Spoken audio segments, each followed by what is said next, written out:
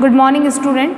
आज हम financial market के पार्ट 7 में एक इम्पॉर्टेंट टॉपिक का डिस्कस कर रहे हैं। हमारा टॉपिक है classification of money market instrument, यानी कि मुद्रा बाजार के उपकरणों का वर्गीकरण।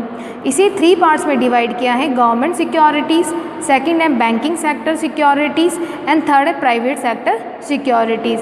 इसे हम 1 बाय 1 स्टडी करेंगे। फर्स्ट पॉइंट है हमारा गवर्नमेंट सिक्योरिटीज़, यानी कि सरकारी प्रतिभूतियाँ। इसका पहला पॉइंट है हमारा ट्रेजरी बिल, जिसे हम टी बिल भी कहते हैं, और जीरो बॉन्ड पेपर यानी शून्य बंद पत्र के नाम से भी जानते हैं। Treasury bill are important instrument of short term borrowing by the government, यानी कि ट्रेजरी बिल जो होता है टी बिल, वो एक मुख्य उपकरण है किसके लिए? अल्पकालिक उधार लेने के लिए। यानी सरकार को जब भी उधार की आवश्यकता है तो अल्पकालिक ऋण किसके माध्यम से ले सकती है? टी बिल को इश्यू करके। Treasury bill enable the central government to support its monetary policy in economy by the maintaining the liquidity position, यानी जो आपका टी बिल है वो केंद्रीय सरकार को मौद्रिक नीति अर्थव्यवस्था में मेंटेन करने के लिए भी सपोर्ट करता है, साथ ही आपकी जो तरलता की जो स्थिति है अर्थव्यवस्था में उसको भी मेंटेन करता है। Government can meets it short term budget deficit through the issue of T bill. अगर सरकार को बजट में या घाटे का बजट हो तो वो टी बिल को जारी करके उस बजट के लिए पैसा या फंड के अरेंजमेंट कर सकती हैं। This bills are highly liquidity and no risk. ये जो बिल होता है उसमें बहुत ज़्यादा क्या रहती है? लिक्विडिटी यानी तरलता रहती है और कोई जोखिम नहीं रहती है। जोखिम इसलिए नहीं रहती है क्योंकि ये सरकारी सिक्योरिटीज़ होती हैं। This bills are issued by the RBI. ये जो बिल होता है वो आरबीआई के द्वारा जारी किया जाता है on behalf of the central government, केंद्रीय सरकार के बिहाफ पर दिया जाता है। ये जो टी बिल हैं वो डिफरेंट टाइप्स के होते हैं। हम कह सकते हैं डिफरेंट टाइप्स के कौन कौन से हो सकते हैं? 182 डेज़ का हो सकता है, 364 डेज़ का हो सकता है आपके, या 14 डेज़ का, या फिर 91 डेज़ का टी बिल हो सकता है। ये जितने भी डिफरेंट टाइप्स के टी बिल हैं ये अपने डिफरेंट मैच्योरिटी डेट के कारण इनके नाम हैं। जैसे कि 182 डेज़ वाला मैच्योरिटी जब होने पर यानी पूरे दिन होने पर ही आपको क्या मिलेगा? उसका फंड मिलेगा, राइट। ये भी आपका डिफरेंट डेज़ पूरे होने पर ही मिल पाएगा। T bill were issued in India in 1917, यानी कि जो ये आपका टी बिल है वो फर्स्ट बार इंडिया में 1917 में इशू किया गया। T bill are available of minimum amount 25,000, यानी जो टी बिल है वो न्यूनतम 25,000 तक का उपलब्ध है, राइट। तो टी बिल एक गवर्नमेंट सिक्योरिटीज़ हैं जिसमें कोई भी रिस्क नहीं है, हाईली लिक्विडिटी होता है, ठीक है, और ये आरबीआई इशू करती है। और डिफरेंट टाइप्स के टी बिल्स होते हैं जैसे डे वाइज मैंने आपको बताया, राइट। सेकंड हमारा जो था वो है बैंकिंग सेक्टर सिक्योरिटीज़, यानी बैंकिंग क्षेत्र की प्रतिभूतियाँ। और इसका सबसे इम्पॉर्टेंट जो पहला है वो है कॉल मनी या notice money. Call money, this market is a part of national market, it is also known by several name. यह जो आपका मार्केट है कॉल मनी मार्केट, यह नेशनल मार्केट का पार्ट बताया गया है और इसे बहुत सारे नाम से हम जान सकते हैं। इसे हम शॉर्ट नोटिस लोन के रूप में जानते हैं, इसे हमें नोटिस मनी मार्केट के रूप में जान सकते हैं, हाउस मनी मार्केट या फिर night money market. Night means मतलब आपको 1 नाइट के लिए भी आपको पैसा उधार मिल सकता है। इंटर बैंक लोन मार्केट, यानी इसे इंटर बैंक अंतर बैंक ऋण बाजार भी कहा जाता है। इंटर बैंक इसलिए कहा जाता है क्योंकि आपस में बैंक है वो इंटर ट्रांजेक्शन करती है, इसीलिए इसे इंटर बैंक लोन मार्केट भी बोला जाता है। Commercial and cooperative bank are primary dealer are allowed to lend and borrower in this market. देखिए सिंपल सी बात है कि जो वाणिज्य बैंक और सहकारी बैंक हैं या आपके प्राथमिक डीलर्स हैं उनको परमिट है कि वो उधार दे सकते हैं और ले सकते हैं इस बाजार में।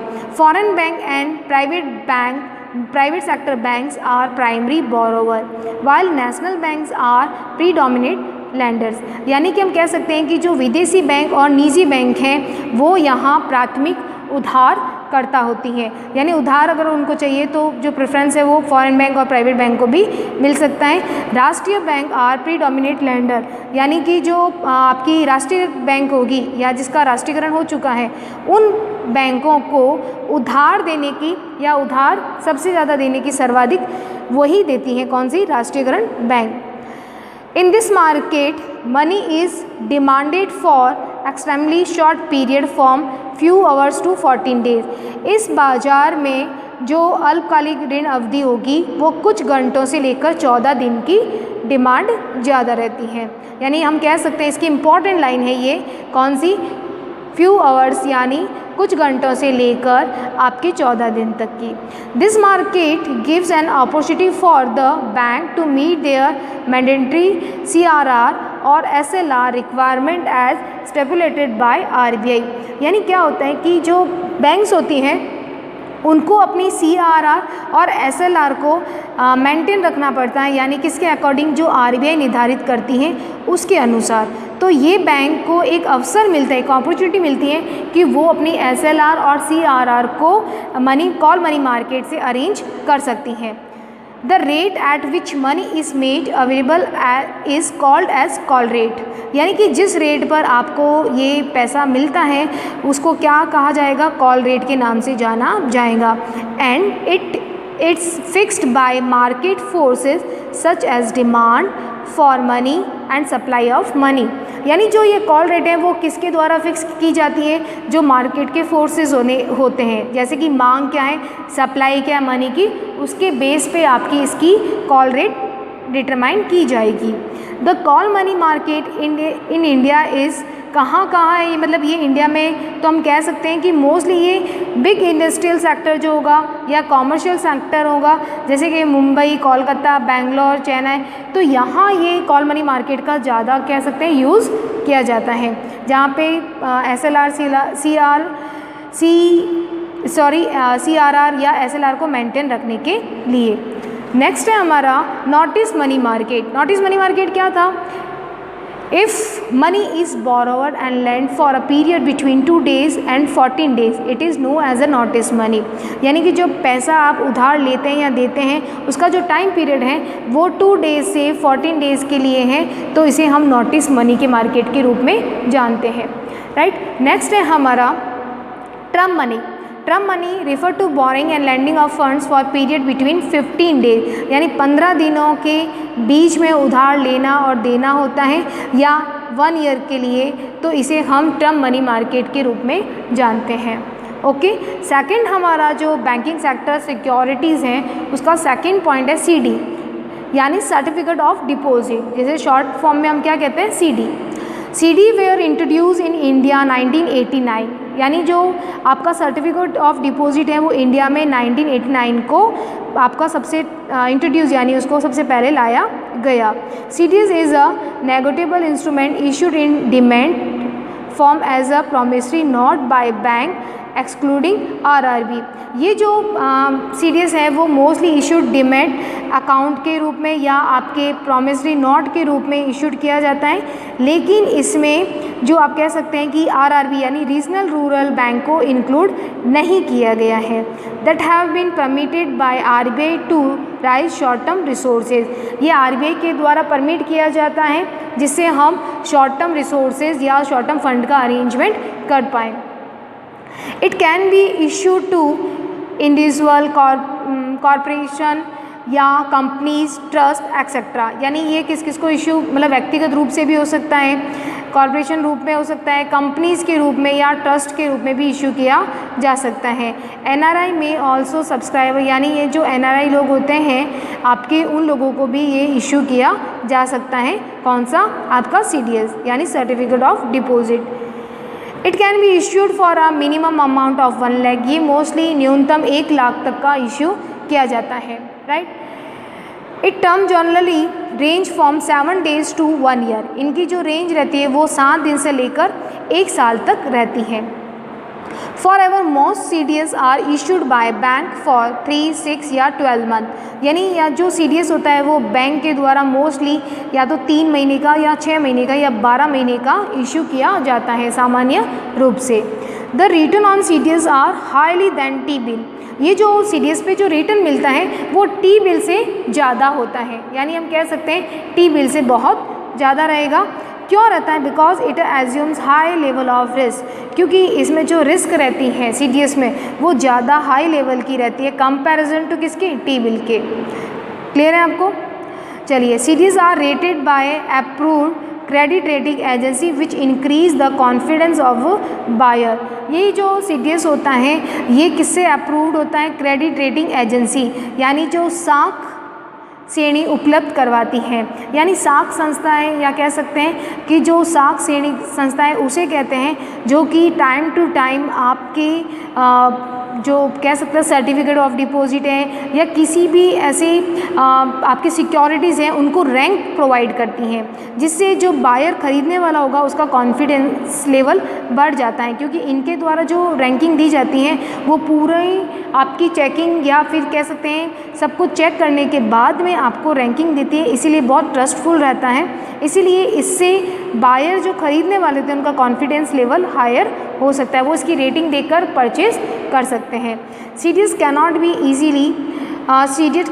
Easily liquidate. Bank usually charge a penalty for pre mature withdrawal. देखिए, CDS का सबसे बड़ा एक कह सकते हैं कि एक लॉस है, क्या है, एक हानि क्या बता सकते हैं, डिमेरिट बता सकते हैं कि इनको हम इजीली है ना लिक्विड नहीं कर सकते, यानी उसको हम जल्दी से कैश में कन्वर्ट नहीं कर सकते, क्योंकि जो बैंक होती है वो एक बहुत हाईली क्या करती है, एक चार्ज हम पे लगाती हैं जब हम CDS को प्री मैच्योर विड्रॉल करेंगे, यानी जो मैच्योरिटी डेट से पहले अगर हम इसको निकालते हैं तो हम पे एक चार्ज फाइल होता है वो बैंक लगाती है। Are you clear this point? देखिए, हमने अभी तक इसके 3 पॉइंट देखे हैं। अब 4th जो पॉइंट है वो हमारा है रेपो। रेपो मीन्स क्या हो गया आपका? रीपर्चेज एग्रीमेंट, जिसे हम फुल नेम में क्या कह सकते हैं? Repurchase agreement. ठीक है, इसे हम क्या देखिए, repurchase agreement is a money market instrument also know as repo. यानी जो रीपर्चेज एग्रीमेंट होता है मनी मार्केट का, उसे हम शॉर्ट में रेपो के नाम से जानते हैं। It is a like short term loan given by buyer of security to seller of security to made immediately financial needs. यानी कि ये जो शॉर्ट टर्म लोन है ये एक बायर को अपनी सिक्योरिटीज़ के बदले में, मतलब कह सकते हैं कि एक जिसके पास सिक्योरिटीज़ है उसको इसके बदले में बहुत जल्दी पैसा मिल सकता है। कहने का मतलब है किसी के पास सेलर है, सेलर का मतलब जिसके पास गवर्नमेंट सिक्योरिटीज़ है, उसको अगर नीड है फंड की तो वो इमीडिएटली इस रेपो के तहत क्या कर सकता है, पैसा ले सकता है या अरेंज कर पाएगा। In this one party sell their assets, इसमें एक पार्टी अपनी संपत्ति को बेचती है। Usually government security, most of हम कह सकते हैं कि सरकारी प्रतिभूतियों को ही सेल किया जाता है to other party and agree to buy the assets on future agreed date. इसमें जो खरीदने वाली जो कह सकती है दूसरी पार्टी, वो क्या करती है, फ्यूचर की एक डेट तक इस असेट्स को परचेज करती है। द सेलर पे on interest rate called repo, यानी जो सेलर पे करेगा गवर्नमेंट सिक्योरिटीज़ को तो उसके लिए उसको एक इंटरेस्ट पे करना पड़ेगा, उसे किस नाम से जानते हैं, रेपो रेट के। When buy back the security, जब वो अपनी सिक्योरिटी जिसको उसने बेचा है और उसी सिक्योरिटीज़ को वापस खरीदना चाहता है, पुनः खरीदना चाहता है, तो उसे एक इंटरेस्ट देना होता है और उसे हम रेपो रेट के नाम से जानते हैं। The securities are T-bill, government promissory note and public sector banks. यानी हम कह सकते हैं कि ये जो सिक्योरिटीज़ होती है वो मोस्टली T-बिल हो सकती है, गवर्नमेंट प्रॉमिसरी नोट हो सकती है, प्रतिज्ञा पत्र, या पब्लिक सेक्टर बैंक का कोई भी एक सिक्योरिटीज़ हो सकती हैं। There is no risk of credit default because this instrument is backed by government securities. इस सिक्योरिटीज़ के जो कोई भी इस इंस्ट्रूमेंट में कोई रिस्क नहीं रहती है। क्यों नहीं रिस्क रहती है? क्योंकि ये सारी की सारी क्या होती है, गवर्नमेंट सिक्योरिटीज़ होती हैं मोस्टली। क्लियर है आपको?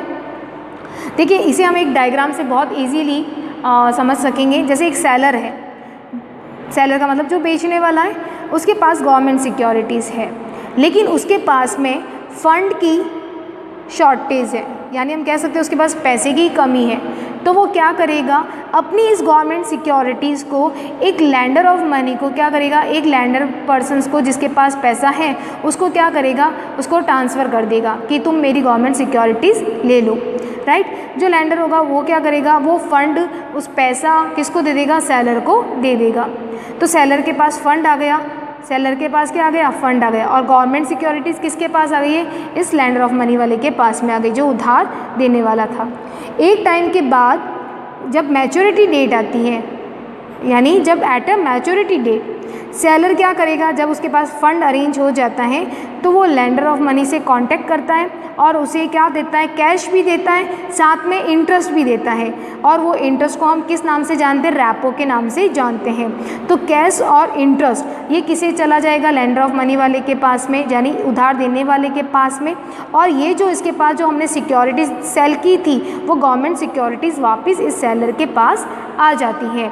यानी कि एक टाइम के लिए अगर आपके पास गवर्नमेंट सिक्योरिटीज़ हैं तो आप उन गवर्नमेंट सिक्योरिटीज़ को सेल कर सकते हैं, और जब मैच्योरिटी डेट आए और आपके पास फंड है तो आप उस फंड और इंटरेस्ट को उस उधार देने वाले को देकर अपनी गवर्नमेंट सिक्योरिटीज़ को वापस ले सकते हैं। क्लियर है आपके? नेक्स्ट हमने जो रेपो के बाद में हम इसको देखते हैं, नेक्स्ट हमारा है बैंकर एक्सेप्टेंस, यानी हम कह सकते हैं BA banker acceptance. Banker acceptance service is a guarantee service provide for commission in case of commercial trade. देखिए ट्रेड बिल्स, यानी हम कह सकते हैं ये जो बैंकर एक्सेप्टेंस सर्विस होती है ये एक गारंटी के रूप में होती है, जो कि किसके द्वारा दी जाती है, बैंक के द्वारा दी जाती है। वो भी कौन सी, जब हम कॉमर्शियल ट्रेडिंग करते हैं उस बिल पे, राइट। चलिए नेक्स्ट देखते हैं आगे क्या है। BA यानी आपका banker acceptance is money market instrument to meet short term liquidity requirement. जब भी आपको शॉर्ट टर्म पैसे की या फंड की रिक्वायरमेंट है, तरलता की, तो आप क्या कर सकते हैं कि बैंकर एक्सेप्टेंस के इंस्ट्रूमेंट के माध्यम से पैसा अरेंज कर सकते हैं। It is used to finance export and import. ये मोस्टली कहाँ यूज़ किया जाता है, जहाँ हम निर्यात या आयात करते हैं, यानी इंटरनेशनल ट्रेड में इसका यूज़ किया जाता है, ठीक है। In the company provide bank guarantee to seller to pay amount of goods purchase to agreed future date. Seller can invoke bank guarantee, यानी हम कह सकते हैं कि ये जो एक्सेप्टिंग हाउस है वो आपको एक गारंटी प्रोवाइड करता है। किसको गारंटी, जो आपका सेलर होता है यानी बेचने वाले को एक गारंटी देता है कि मैं आपको माल का पैसा दे दूंगा, खरीदने वाले के बेस पे दिया जाता है ये, ठीक है, जिससे सेलर को क्या मिल जाती है, गारंटी मिल जाती है कि हाँ गारंटी मिल गई है, और वो उस गुड्स को क्या करता है, जो खरीदने वाला होता है उसे आराम से दे सकता है। इसे हम एक्सप्लेन करते हैं विद अ डायग्राम। एक इम्पोर्टर है, यानी एक इम्पोर्ट करने वाला है, ठीक है, और वो इम्पोर्टर हम मान दें कि इंडिया का है। एक एक्सपोर्टर है, उसे हमने USA माना है, ठीक है। देखिए इम्पोर्टर क्या करता है, जिसने माल मंगाया है, जैसे हम कह सकते हैं कि ये इम्पोर्टर है जिसे माल चाहिए, ये अपना ऑर्डर देता है इस एक्सपोर्टर को कि मुझे ये ऑर्डर, ये मुझे माल है वो मेरे देश में चाहिए। तो एक्सपोर्टर उस गुड्स को क्या करता है, इम्पोर्टर के यहाँ देने के लिए एग्री हो जाता है। लेकिन ये इम्पोर्टर जिसके पास अभी फ़ंड का अरेंजमेंट नहीं है, तो वो एक लेटर ऑफ क्रेडिट की एप्लीकेशन अपने देश की बैंक को देता है, यानी इंडिया की बैंक को देता है, और ये एप्लीकेशन, लेटर ऑफ क्रेडिट के एप्लीकेशन, ये USA बैंक को क्या करता है, ट्रांसफ़र कर देता है। कौन करता है, इंडिया का बैंक। किसको करेगा, USA बैंक को। USA बैंक कौन सी, जो एक्सपोर्टर की बैंक है। ये बैंक जो USA की बैंक है, ये इस लेटर ऑफ क्रेडिट का नोटिफिकेशन किसको देगी, एक्सपोर्टर को। ये इसको बता देगी कि भाई ये लेटर ऑफ क्रेडिट किसका है, इम्पोर्टर का आया है, और ये इसका नोटिफिकेशन है। देन एक्सपोर्टर अपने डॉक्यूमेंट, शिपिंग डॉक्यूमेंट किसे देगा, अपनी बैंक को। अपनी बैंक को देने के बाद में ये डॉक्यूमेंट जाते हैं इंडिया बैंक यानी इम्पोर्टर बैंक के पास में, और इम्पोर्टर बैंक का जो इम्पोर्ट वाला व्यक्ति है वो अपने गुड्स को क्या करता है, ले लेता है। जब इम्पोर्टर के पास में फ़ंड का अरेंजमेंट हो जाता है तो वो अपनी बैंक को रिटर्न करता है, और अपनी बैंक से ये USA बैंक को रिटर्न होता है, और USA बैंक से ये सीधा एक्सपोर्टर के पास रिटर्न होगा। तो ये चीज़ हमने लेटर ऑफ क्रेडिट में ऑलरेडी देख चुके हैं हम पहले, तो उसके अकॉर्डिंग ही ये लेटर ऑफ क्रेडिट का रहेगा जिसे हमें बैंकर एक्सेप्टेंस मानते हैं, राइट। फोर्थ नेक्स्ट पॉइंट है हमारा पार्टिसिपेशन सर्टिफिकेट्स। देखिए पार्टिसिपेशन सर्टिफिकेट को हम इंटर बैंक पार्टिसिपेशन सर्टिफिकेट बोले तो ज़्यादा बेटर है। उसका एक रीज़न है, inter bank participation certificate are also called participant certificate, यानी शॉर्ट में हम इसे क्या कहते हैं, इसे शॉर्ट में हम पीसी के नाम से जानते हैं। Are short term paper issued by schedule commercial bank to raise fund from other bank against big loan portfolio. यानी ये जो इंटर बैंक पार्टिसिपेशन सर्टिफिकेट है, इसे एक शेड्यूल कॉमर्शियल बैंक अपने फंड को बढ़ाने के लिए एक लोन के रूप में दूसरी बैंक को क्या करती है, मतलब उस दूसरी बैंक से क्या कर सकती है, सपोर्ट ले सकती है। PC can be used only for a maximum period of 180 days, यानी कि ये मैक्सिमम अधिकतम 180 दिन के लिए जारी किए जाते हैं, but not less than 90 days period, यानी ये 90 दिन से कम में जारी नहीं किया जाएगा। The interest rate of IBPC यानी inter bank participation certificate is freely determined in a market. इसकी जो इंटरेस्ट रेट रहती है वो मार्केट के बेस पे निर्धारित की जाती है, फ्रीली स्वतंत्र रहती है। जैसे फॉर एग्जांपल हम कह सकते हैं पार्टिसिपेशन सर्टिफिकेट का हम कह सकते हैं मीनिंग क्या हो सकता है। देखिए पार्टिसिपेशन जो सर्टिफिकेट्स होता है, जैसे फॉर एग्जांपल एक एक्स बैंक है,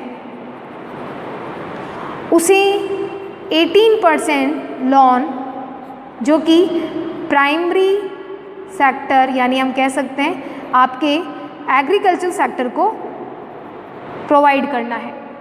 लेकिन एग्रीकल्चर सेक्टर को प्रोवाइड करना है, जबकि ये जो एक्स बैंक है, ये एक्स बैंक अपने अर्बन एरिया में है, यानी शहरी क्षेत्र में है, और शहरी क्षेत्र में होने के कारण यहाँ पे क्या हो गया है, यहाँ पे जो रूरल एरिया के जो लोग हैं जो एग्रीकल्चर के हैं वो नहीं मिल पाएंगे, तो ये 18% जो लोन इसे देना है तो ये नहीं दे पाएगा। तो ये एक कांटेक्ट करता है ए बैंक से, इस ए बैंक से कांटेक्ट करके वो 18% लोन वाला जो है वो किसे दे देगा, ए बैंक को, और ए बैंक से वो 18% जितना अपना नॉन प्राइमरी जो एग्रीकल्चर लैंड लोन होगा वो ले सकता है। ये चीज़ आपको समझ में आई कि एक्स बैंक किसका सपोर्ट ले रहा है, ए बैंक का। ये 18% लोन देना चाहता है एग्रीकल्चर पर, लेकिन यहाँ पे सारे अर्बन कस्टमर्स हैं तो वो नहीं कर पाएगा, तो वो कांटेक्ट करता है ए बैंक से, जो कि कहाँ एस्टेब्लिश है, रूरल एरिया में। कहाँ है, रूरल एरिया में। तो रूरल एरिया यानी ग्रामीण क्षेत्र में, तो वहाँ तो ज़्यादा से ज़्यादा कस्टमर जो बैंक के रहेंगे वो कौन से रहेंगे, रूरल एरिया के, तो वो आराम से क्या दे सकता है, लोन। ये एक्स बैंक एक टाइम के बाद में अपने 18% लोन को क्या कर सकता है, ले सकता है 10% के बेस पे, यानी इसको जो है 10% इंटरेस्ट देना होगा किसको, ए बैंक को। ए बैंक अपने जो लोन दिया है उसने 18% यानी नॉन प्राइमरी एग्रीकल्चर लोन जो दिया है वो कितने परसेंट पे दे रहा है, ये 6% पे, 6% पे। ये तो इंटरेस्ट पे कर रहा है एक्स बैंक ए को 10%, ए बैंक कितना पे कर रहा है, 6%। तो 4% का जो प्रॉफिट है या 4% का जो इंटरेस्ट है वो किसे मिल रहा है, ए बैंक को। ए बैंक के लिए ये इंपॉर्टेंट है क्योंकि उसे मिल रहा है इंटरेस्ट एक्स्ट्रा। एक्स बैंक को क्या प्रॉफिट है कि उसका जो 18% लोन है जो कि गवर्नमेंट ने कहा है कि प्राइमरी एग्रीकल्चर सेक्टर को ही मिलना चाहिए, तो वो ये इस कंडीशन को फुलफिल कर पा रहा है। तो यानी हम कह सकते हैं कि इंटर बैंक पार्टिसिपेशन सर्टिफिकेट कितना इंपॉर्टेंट है कि बैंक आपस में अपने सपोर्ट ले सकते हैं, अपनी हेल्प ले सकते हैं एक दूसरे की। चलिए नेक्स्ट हमारा है प्राइवेट सेक्टर सिक्योरिटीज़ यानी निजी क्षेत्र की प्रतिभूतियाँ। इसका जो पहला पॉइंट है वो है कॉमर्शियल पेपर यानी जिसे हम सीपी के नाम से जानते हैं। CP is defined as a short term unsecured money market instrument, यानी सीपी को हमने असुरक्षित अल्पकालिक मुद्रा बाजार उपकरण माना है। Issued as a promissory note issued by landing and nationally reputed company having excellent credit ratings, यानी कि ये जो कॉमर्शियल पेपर है मोस्टली ये कौन जारी कर सकता है, जिसकी कंपनी रेपुटेड होगी, जिसकी बहुत ज़्यादा क्रेडिट रेटिंग रहेगी, एक्सीलेंट यानी प्लस वाली आपकी रेटिंग है, तो आपको क्या मिलेगा, आपको कॉमर्शियल पेपर आप इशू कर सकते हैं। CP are sold at discount, CP जो होता है यानी कॉमर्शियल पेपर है वो भट्टे पर जारी किया जाता है, but redeemed at its par value, लेकिन जब भी इसे भुनाया जाएगा यानी जब इसे वापस किया जाएगा तब ये पार वैल्यू पे किया जाएगा, right. Maturity period of commercial paper between 7 days to 1 year, इनकी जो मैच्योरिटी डेट रहेगी किसकी, कॉमर्शियल पेपर की, वो 7 दिन से लेकर हो सकती है 1 year के यानी 1 साल तक। सीपी इन इंडिया कम इन जनवरी 1990, यानी जो सर्टिफिकेट पेपर है कॉमर्शियल पेपर है वो इंडिया में पहली बार 1990 में आया था। CP are quick, safe and highly liquidity, ये बहुत ज़्यादा सुरक्षित हैं और हाईली लेवल का तरलता रहती है इसमें। Other paper are also use, namely industrial paper.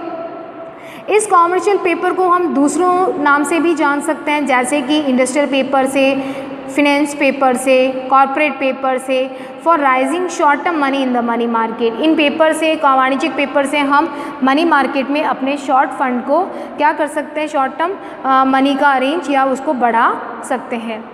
Commercial paper are also issued in domestic as well international financial market. ये जो कॉमर्शियल पेपर होता है वो घरेलू बाज़ार में तो इशू किया जाता ही है, साथ ही ये अंतर्राष्ट्रीय बाज़ार में भी इशू किया जाता है।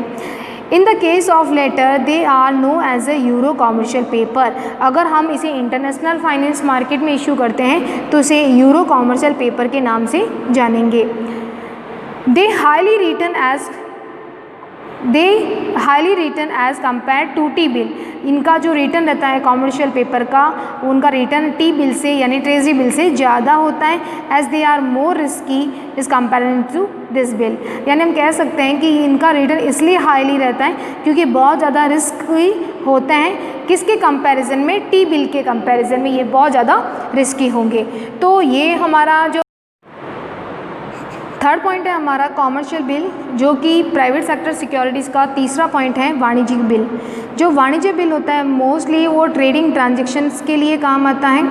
कॉमर्शियल बिल को हम बिल ऑफ एक्सचेंज के नाम से भी जानते हैं, बिल ऑफ एक्सचेंज, ठीक है। इसको समझने के लिए देखिए, इन the case of credit sale, अगर आप कोई उधार माल बेचते हैं तो सेलर में draw a bill of exchange on the buyer, यानी जो सेलर होता है वो एक बिल ड्रॉ करता है बायर के ऊपर, खरीदने वाले के ऊपर। The buyer accept such a bill promising to pay at a late date specify in the bill, यानी जो बायर होता है वो इस बिल को स्वीकार कर लेता है कि मैं इस डेट पर, जो डेट लिखी होती है बिल में, उस डेट पर मैं ये भुगतान कर दूंगा, ठीक है। जैसे कि सिंपल सी लैंग्वेज में हम इसे समझना चाहें तो एक विक्रेता है जो कि उधार बेच रहा है, तो उधार बेच रहा है तो जो खरीदने वाला होता है वो पैसा उसके पास नहीं है तो वो उसको उधार खरीद रहा है, तो सेलर क्या करेगा कि एक बिल लिखेगा, ड्रॉ करेगा बिल को, उसमें मैच्योरिटी डेट लिखी होगी, उस परचेज़र का नाम लिखा होगा, और जब परचेज़र इस बिल को देखता है और उसको एक्सेप्ट कर लेता है, जब परचेज़र इस बिल को एक्सेप्ट करता है तभी ये कॉमर्शियल बिल के नाम से जाना जाता है। और वो इस परचेज़र क्या कहता है कि मैं एक स्पेसिफाइड डेट, यानी जो बिल में डेट लिखी है उस डेट की मैच्योरिटी पे मैं इसका पेमेंट कर दूंगा, ठीक है। Commercial bill are highly liquidity assets, ये जो कॉमर्शियल बिल है ये बहुत ज़्यादा क्या आता है, तरलता संपत्ति मानी गई है। The bill market scheme war introduce इन 1942, यानी इस बिल मार्केट को जो फर्स्ट टाइम इंट्रोड्यूस किया गया वो 1942 में था। And a new scheme called bill rediscount scheme with several new features are introduce in November 1970, यानी हम कह सकते हैं कि इस मार्केट को तो 1942 में कह सकते हैं कि इंट्रोड्यूस किया था, बट एक नई स्कीम के साथ जिसे बिल रीडिस्काउंट, यानी एक बिल जब डिस्काउंट हो जाता है उस बिल को पुनः हम डिस्काउंट करवाते हैं तो उसे रीडिस्काउंट कहा जाता है, और वो अपने नए फीचर्स के साथ में वापस इंट्रोड्यूस हुआ था। कब हुआ था? नवंबर 1970 को। क्लियर है आपको? Types of bill, demand and term bill या clean and documentary bill. Demand आप जानती हैं कि डिमांड का मतलब होता है कि जो बिल डिमांड मांग करते ही जिसका पेमेंट करना होता है। टर्म बिल का मतलब होता है जिसे एक टाइम पीरियड फ्यूचर की डेट पे पेमेंट करना होता है, राइट। उसी तरह से क्लियर का मतलब हो गया आपका क्लीन, कह सकते हैं कि क्लीन बिल का मतलब हो गया जिसमें कोई भी डॉक्यूमेंट आपको सबमिट नहीं कराना है, विदाउट डॉक्यूमेंट के आप जो बिल लिख रहे हैं या उसके बदले में। और डॉक्यूमेंट्री बिल का मतलब हो गया कि जिसके लिए आप कुछ ना कुछ डॉक्यूमेंट सबमिट करा रहे हैं तो उसे डॉक्यूमेंट्री बिल्स कहा जाएगा। कॉमर्शियल बिल जो था वो आपके बिल ऑफ एक्सचेंज के नाम से आप इजीली समझ सकते हैं। चलिए नेक्स्ट आपका है कोलेटरलाइज्ड बोरोइंग एंड लैंडिंग ऑब्लिगेशन, जिसे CBLO के नाम से भी जानते हैं शॉर्ट में। CBLO participant can land and borrow fund against the security of government securities including T-bill for a maturity from 1 to 90 days। CBLO में जो कह सकते हैं कि सदस्यता उन सदस्यों को उधार ले सकते हैं, दे सकते हैं, किसके अगेंस्ट में, गवर्नमेंट सिक्योरिटीज़ के अगेंस्ट में हम उधार ले सकते हैं और दे सकते हैं। इस T-bill की जो होता है, इसमें T-bill भी आता है, इंक्लूडिंग होता है। इसकी जो मैच्योरिटी डेट रहेगी यानी जो अवधि रहेगी वो कौन सी रहेगी, 1 दिन से लेकर 90 दिन की रहेगी। Membership to the CBLO segment is extend to entire who are RBI NDS member, private bank, foreign bank, cooperative banks, financial institution, insurance company, mutual fund, primary dealer etcetera. CBLO की सदस्यता उन संस्थाओं तक विस्तारित की जाती हैं जो कि RBI या NDS के मेंबर हैं, या प्राइवेट बैंक हैं, या फॉरेन बैंक हैं, कोऑपरेटिव बैंक हैं, या कोई इंश्योरेंस कंपनी है, या फिर कोई भी प्राथमिक डीलर्स है। तो हम कह सकते हैं कि ये फैसिलिटी, ये सेगमेंट कहाँ तक विस्तारित की गई है, जिनके पास में इनकी सदस्यता हो। तो CBLO है वो आपको शॉर्ट टर्म फंड के लिए एक कह सकते हैं शॉर्ट टर्म फंड अरेंज करने के लिए सपोर्ट करता है। ये भी किसका पार्ट है, म्यूचुअल फंड का पार्ट है, म्यूचुअल फंड का एक इंस्ट्रूमेंट है। नेक्स्ट है हमारा कैश मैनेजमेंट बिल, यानी इसे कहते हैं नगद प्रबंध बिल के नाम से भी जानते हैं। ये सारे कैश मैनेजमेंट बिल भी किसका पार्ट है, प्राइवेट सेक्टर सिक्योरिटीज़ का, जो हमारा थर्ड पार्ट हमने डिवाइड किया था उसका फोर्थ पार्ट है। और new short term instrument name CMB यानी cash management bill was introduce in May 2010, यानी CMB नाम का एक नया अल्प अवधि का साधन May 2010 में इशू किया गया, right. CMB are non-standard discounted instrument issued for maturity of less than 91 days to meet the temporary cash flow mismatches of the government।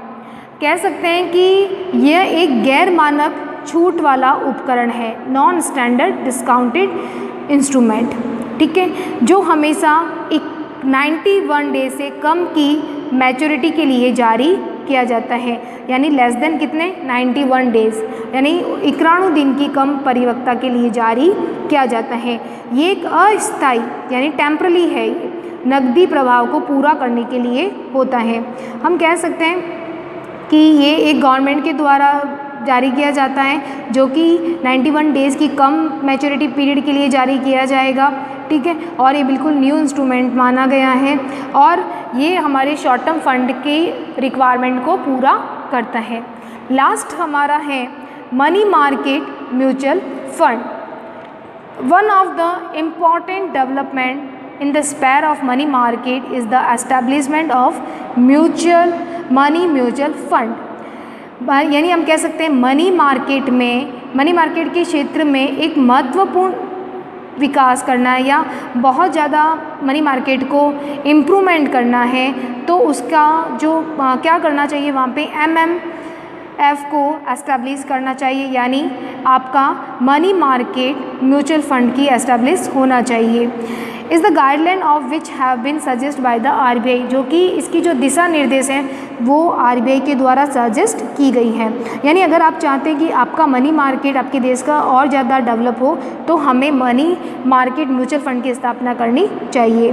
RBI introduced MMF is in April 1992 to enable small investor to participate in the money market. यानी कि RBI ने इसे कब introduce किया है?